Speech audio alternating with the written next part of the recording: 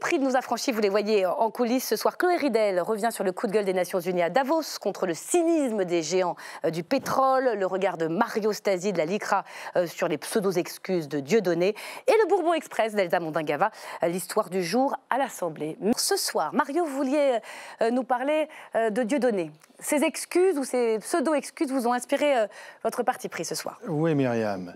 En ce début d'année, le diable a demandé pardon à la République.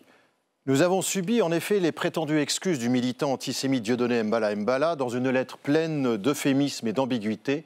Cette nouvelle mauvaise farce du polémiste, qui a d'ailleurs reçu un accueil favorable et douteux d'une partie de l'opinion, a eu le mérite de redonner un coup de projecteur sur les mauvais et déloyaux services de l'humoriste déchu, condamné, faut-il le rappeler, à de multiples reprises pour provocation à la haine raciale et négationnisme. Mais cet antisionisme outrancier n'est pas la seule manière de corroder les valeurs et principes républicains. Il en existe d'autres, plus pernicieuses, qui profitent de l'hospitalité des plateaux télé ou de certaines revues et se manifestent sous la forme de visions fantasmagoriques. Les musulmans se foutent de la République, ils agressent les Français de souche, de généralisation abusive ou de propos réducteurs. Deux façons de faire, mais dans les deux cas, c'est l'universalisme qui trinque. Oui, d'ailleurs, ceux qui attaquent l'universalisme le font souvent au nom de l'antiracisme. Il est vrai, Myriam, critiquer l'universalisme républicain est devenu un sport à la mode.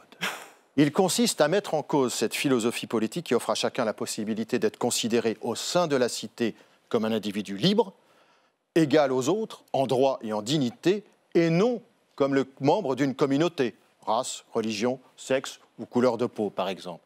Lorsque l'acteur et réalisateur Jean-Pascal Zadi, tout simplement noir, explique dans les colonnes du Monde que l'universalisme arrange bien du monde, lorsqu'il prête à la République un aveuglement aux couleurs qui permet, je cite, de nier certaines réalités en dénonçant la réalité sociale où le racisme et la discrimination persistent scandaleusement, il dirige ses coups, qu'il le veuille ou non, contre le seul projet politique d'émancipation. En laissant entendre que l'universalisme ne serait qu'un paravent hypocrite, il répand l'idée d'un discours antiraciste de pacotille et d'une République qui se complairait dans l'inaction, de là à affirmer que le combat contre le racisme ne peut être compris que par les seuls discriminés, il n'y a qu'un pas. Mais il croit en l'égalité quand même, Jean-Pascal Zadi. J'y crois aussi en l'égalité.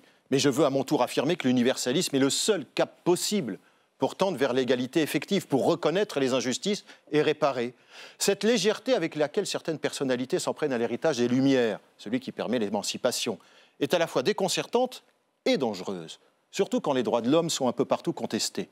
L'universalisme est un projet ambitieux, en construction perpétuelle. Il serait déraisonnable de l'incriminer au prétexte des insuffisances démocratiques. Le seul vrai danger serait de critiquer que seuls des Noirs peuvent défendre des Noirs, que seuls des musulmans peuvent défendre des musulmans, et ainsi de suite. Ce n'est pas ce qu'a dit Zadi, mais c'est la pente sur laquelle nous mène sa critique. Sans universalisme, point d'issue collective, point de communauté nationale, ou alors on accepte une société où l'on vit séparément, où chacun protège ses petits intérêts dans son petit coin. Je n'en veux pas. C'est dit. Et vous non plus, je l'espère. C'est dit, et on entend bien, voilà, l'avocat que vous êtes, et vous avez pris la défense de cet universalisme. Merci beaucoup. Merci pour ce parti pris, Mario Stasi, président de la LICRA.